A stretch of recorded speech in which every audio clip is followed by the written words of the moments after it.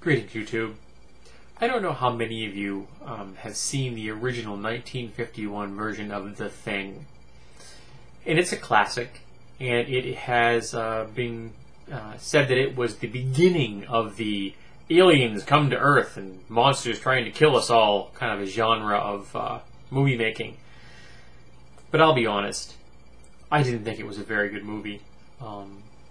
It had some interesting cinematography done, you know, the fact that there was no close-ups on the monster. The stunt in the final scene of the film involved some of what would, I think, possibly be the first full immersion fire scene for a stuntman.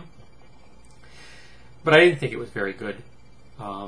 Essentially, the alien is some sort of weird plant thing that ends up looking a whole lot like Frankenstein's monster.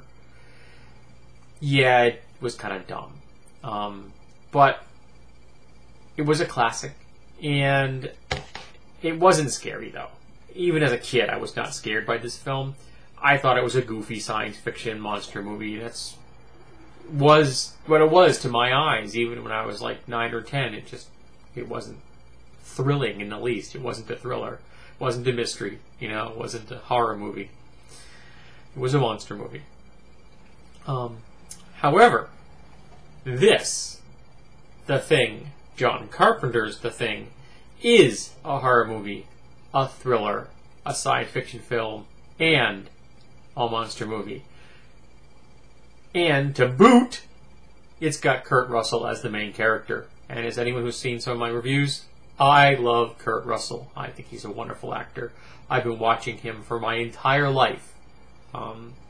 He's been, even back when he was in part of the Walt Disney studio cast in a number of different films. I loved him all the way up through his most recent work. I just think he's a really talented guy, and I'm glad that we had him. And he was particularly effective in this film because he really came across to me as this. I mean, he's a guy living in Antarctica, the most isolated place in the world, and yet he's a loner.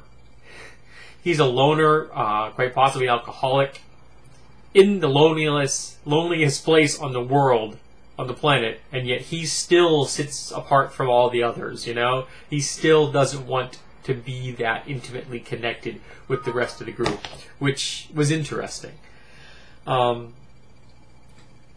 watched this last week with my wife, and with commentary, of course. And I'll have to admit that a few of the scenes, the special effects didn't hold up that well. I mean, it was made in '82, so, you know, there's been a lot of changes since then. But I still felt that the bulk of the special effects in the film did hold up well. There's some really solid makeup work in here. Remember, this is all old school. This is nothing, this is puppeteer. This is facial makeup. This is, you know, everything done you're looking at is classic FX right there on the screen. And for those of us who grew up with this kind of thing, we appreciate the artistry that went into it, even though a lot of the CGI stuff that comes out today may look technically better. It has a certain... it lacks a certain quality, I guess. There isn't this connection between you and the audience, because that thing isn't actually in the room. And an actor is never going to be able to relate to a green screen or to a little dot on a stick that someone's holding that's going to be put in later. It's never going to be the same as there actually being something in the room with them. That element cannot be replaced as of yet. But my wife actually laughed at one of the special effects scenes. She's like, well, that's dumb. And I admit, it actually was a little dumb. It's the scene where the guy's doing, about to use shock pads on a person, and like the entire chest cavity opens up and like eats his arms. Yeah, it was a little cheesy. But a lot of the sculptures done, a lot of the special effects done were very well executed. Now, what also held up in this film very well was the tension, was the claustrophobia, was the paranoia. Because the beautiful thing about this thing, about this version of this story, is that the thing could be any one of us. The Thing could be your buddy over there. The Thing could be the guy next to you. The Thing could be inside you, and you don't even know it. According to the cast and crew commentary, that was Kurt Russell and John Carpenter, they debated this endlessly while on set. If you had been co-opted by this creature, would you know it? Or would this alien allow you to keep thinking that you were okay so that you would carry it further? And when it needed to take over, it would. But until that moment, you wouldn't know. And that's even scarier. You've been co-opted and you don't know it. Now, the commentary on this was great.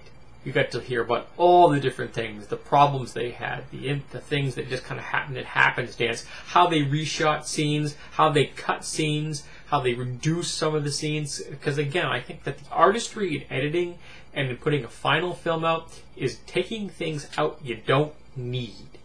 There are things you don't need in a film, and knowing what to whittle away until you've just got what you really want. That's important. That is the craft of filmmaking. It's easy to have things go on and on and on and on, but you don't need that all the time. You need to keep that audience focused on what's going on what you want them focused on, and not necessarily what's going on in the film. There's a difference there. And it just held up so well for me. This was definitely a film that I'm thinking now is just as good in 2010 as it was in 1982. Yes, I can ignore it. There's a few scenes that don't look quite as good as they did then, but this film is so exciting. It's so much fun. It's so intriguing, and Russell is so good throughout it, from the first scene until the last, that I put this right up there with any of the modern thriller films that are out there, the alien films that have been made. Though I do have one question about the whole genre of alien invaders. There's lots of alien invaders that have wanted to come to Earth or come to Earth accidentally, and they want to populate the entire planet. They want to co-opt everything there is, okay? Why? This creature is smart enough to control and build a spacecraft. It is fully sapient. Okay? It isn't just some amoeba reacting to the world around it. It's got a mind. It functions, it thinks, it plans. Why does it need to take over everything? Human males produce millions of sperm, and yet human males do not feel the drive to impregnate every single woman on the planet. Why? Because we don't need to. After a certain point, you don't need any more offspring. So why are aliens any different? Why does an alien feel it has to take over everything? Wouldn't it be cool to have a creature like this, amorphous thing that can shape change and do all kinds of cool stuff and can convert life forms into, itself kind of thing, come to Earth, buy a couple of cows off a human, convert them into copies of itself, and then settle down and retire. Sends the copies off in space, and it stays here just to hang out. It's no danger to anybody, it doesn't hurt anybody, it just wants to get to know the natives. Wouldn't that be a wonderfully refreshing film? No one would trust it, of course, and there's your story. But I think it would be a lot more fun in some ways than the fact that these, it wants to take over the world, kind of a thing. But if you like classic science fiction, thriller, horror movies, and in particular if you're a John Carpenter fan or a Kurt Russell fan, The Thing is definitely worth your time. The commentary track is a lot of fun. These two guys like each other. They're fun to listen to. I haven't got a copy of the special edition of Escape from New York. I want to get it as soon as I have some money again, because they did commentary track on that as well, and that'll mean like I'll have 3 different films with them talking to each other about stuff, and that will be very cool. So I recommend this. I think it needs to be in the collection of anyone that's a fan of classic 80s thrillers, and if you are a lover of old school FX, this is definitely a must-see.